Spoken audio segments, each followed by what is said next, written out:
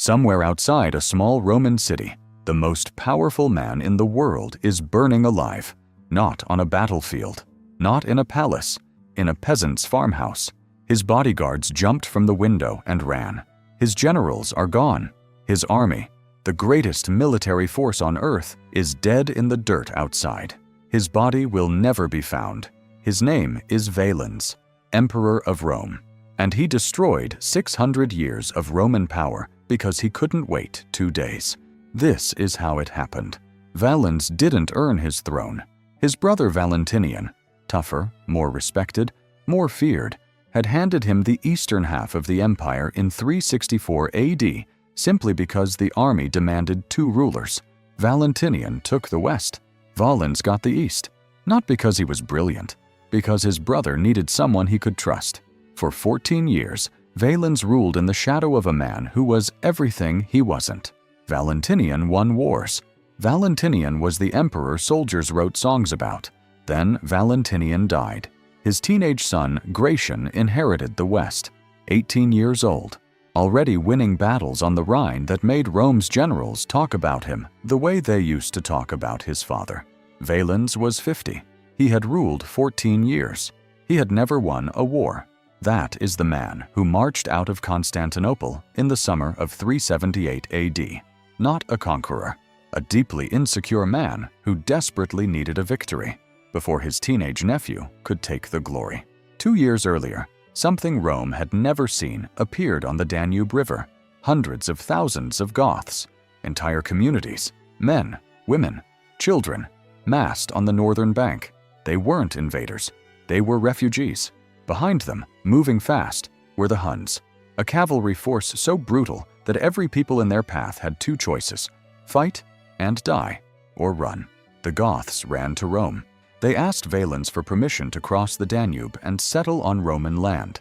In exchange, soldiers, thousands of Gothic fighters for Roman armies. Valens agreed. What happened next is on Rome.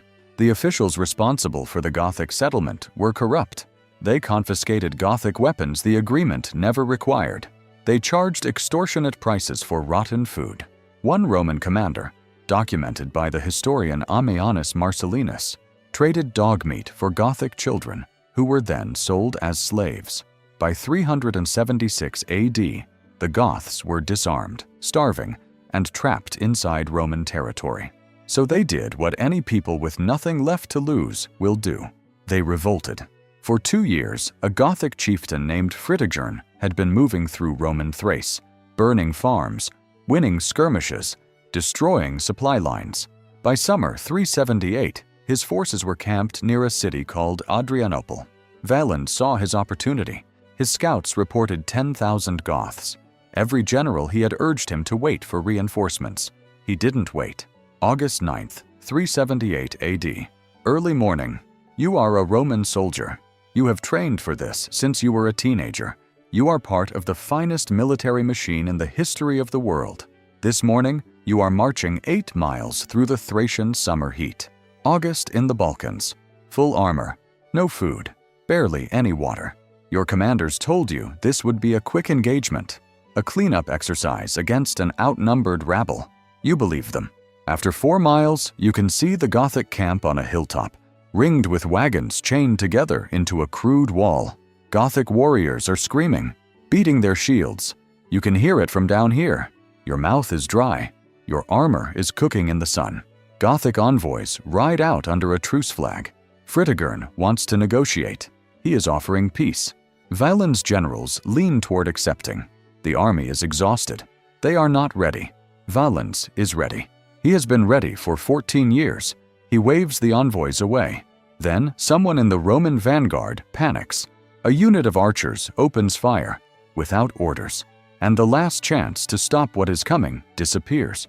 Then, from the north, the east, everywhere at once, the sound of 10,000 hooves. The Gothic cavalry had been out foraging. That is the detail that kills Rome. When Roman scouts counted 10,000 Goths on that hilltop, they were right. What they missed, what nobody told Valens, was that the Gothic heavy cavalry, thousands of horsemen, was not at the camp. They were miles away, collecting food. They heard the battle start. They came back. Ammianus Marcellinus, who documented this day in real time, wrote that the Gothic cavalry descended like a thunderbolt from the mountains. The Roman right wing, already pushing toward the Gothic wagons, is hit from the flank at full speed. They don't hold. They scatter. Now the Roman infantry is exposed on three sides. You cannot turn. You cannot retreat. The Gothic infantry, which had been holding defensively, comes out of the wagon ring. Behind you is 8 miles of open road. Ahead of you is everything. The Roman formation, the thing that had won every war for 6 centuries, begins to dissolve. Not because the men are cowards, because there is no room to fight. Ammianus writes that soldiers were packed so tightly they could not raise their sword arms. Men died from the pressure of their own formation before a Gothic blade ever reached them. Within 2 hours, 2/3 of the Roman army is dead. Valens goes down somewhere in the chaos. His bodyguards, sworn to die before their emperor, look at what is coming and run. The last anyone sees of Valens, he is wounded, carried by a handful of servants toward a farmhouse at the edge of the battlefield. The Goths don't know who is inside. They just know the house needs to burn. The fire burns out. Valens' body is never found. No grave, no monument, just ash. 10,000 soldiers dead. 2/3 of the Eastern Field Army gone in one afternoon. Rome had survived worse. Every time it came back. Not this time. Adrianople didn't destroy an army. It destroyed the idea that Rome was permanent. Valens' successor couldn't fight the Goths, so he did the unthinkable. He let them stay, inside the empire, under their own leaders, their own laws. It became the template. The man who sacked Rome itself in 410 AD, Alaric, had served in the Roman army under the exact terms Adrianople created. The Western Empire fell in 476 AD. One man, one decision. 2 days he wouldn't wait. 98 years.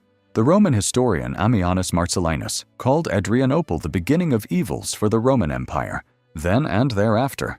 Not a battle, not a defeat, the beginning. If this is the kind of story that stays with you, subscribe. There are more.